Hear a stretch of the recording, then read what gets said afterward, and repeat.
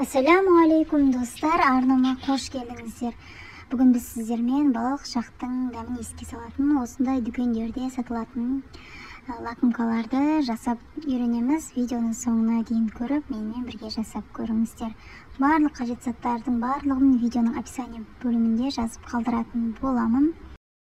Ең алдымен біздер үлкен шұңғыл ыдысымызға жылы сүтімізді, үстінен қантымызды және кішкене шым тұз салып, қамыр аштықымызды салып, барлығын венчиктің көмегімен жақсылап бір араластырып аламыз. Араластырып алғаннан кейін үстінен жұмыртқамызды жарып, оны да жақсылап араластырып, біркелкі масса болғанша араластырамыз. Үстінен тағы да жылы майымызды, яғни ертіп алыңыздар майды. Мен осылай ерітіп үстінен құйдым. Барлығын жақсылап араластырып, үстінен електен өткізілген ұн салып, жақсылап жұмсақ қамыр илейтін боламыз. Әр ұнның тығыздығы әрқалай болғандықтан, кішкене көбірек ұнды алсаңыздар да болады. Басы сұйық болмау керек, қамыр қолға жабыспаса, жұмсақ болып шықса болғаны. Осылай илеп алғаннан кейін салафанға салып, 2 сағаттай жылы жерге қоя тұрамыз. Жақсылап қамырымыз көтерілуі қажет. Бетін шүберекпен жауып қойыңыздар.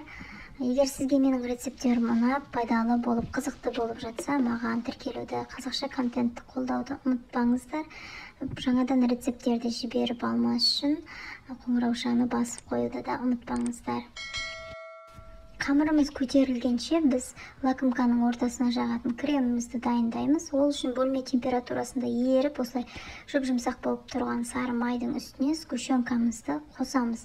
Сгущенканы қосып, екеуін жақсылап миксермен араластырсаңыздар да болады. Мен осылай венчиктің көмегімен араластырдым.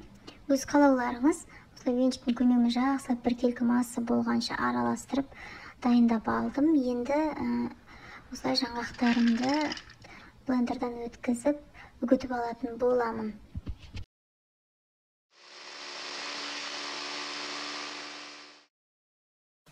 Жаңғағымызды блендердан өткізіп, езіп алдық. Осындай үгітіп алыңыздар.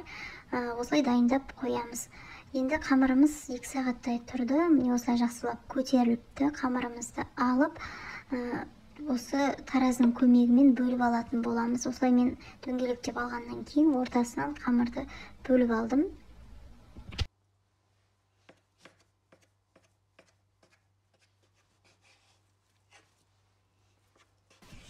Осылай бөліктерге бөлгеннен кейін дөңгелектеп әр қамырды 89-92 сондай көлемдеп бірде етіп алдым. Бірде етіп алған дұрыс.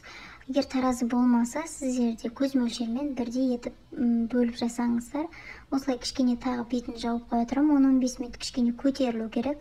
10-15 минут тұрғаннан кейін осылай оқтаудың көмегімен дөңгелек етіп жаямын. Жайғаннан кейін осылай ортасынан бөлемін.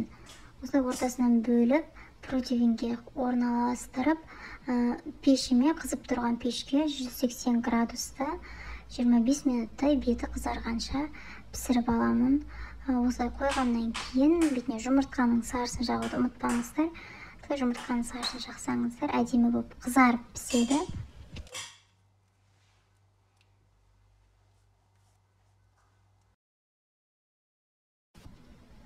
Міне біздің лакымкаларымыз пісіп шықты, жұмсақ. Кішкене суытып алдым. Осылай жұмсақ болып піседі. Ортасын енді суығаннан кейін пышағымыздың көмегімен қатты емес, крем жаққанға ыңғайлы етіп, кішкене кесіп аламыз. Осылай кесіп алғаннан кейін шай қасықпен 4 немесе 3 қасықтай кремін құятын боламыз арасына. Кремді көбірек құя берсеңіздер болады. Ол кішкене тұрғаннан кейін кремін бойына сіңіріп алады. Осылай содан кейін үстіне жаңғақтарымызды жабыстырамыз. Жабыспай қалған жерлерін осылай қолдарыңызбен жақсылап жабыстырып жіберсеңіздер болады. Міне осылай біздің лакымкамыз дайын. Өте жеңіл, тез жасалынатын лакымка. Әсіресе балаларға ұнайтыны анық.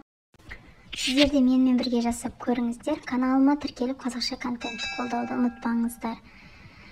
Жасап көріңіздер, өте жұмсақ, тез желініп кететін лакымкалардың бірі. Баршаңызға ас болсын.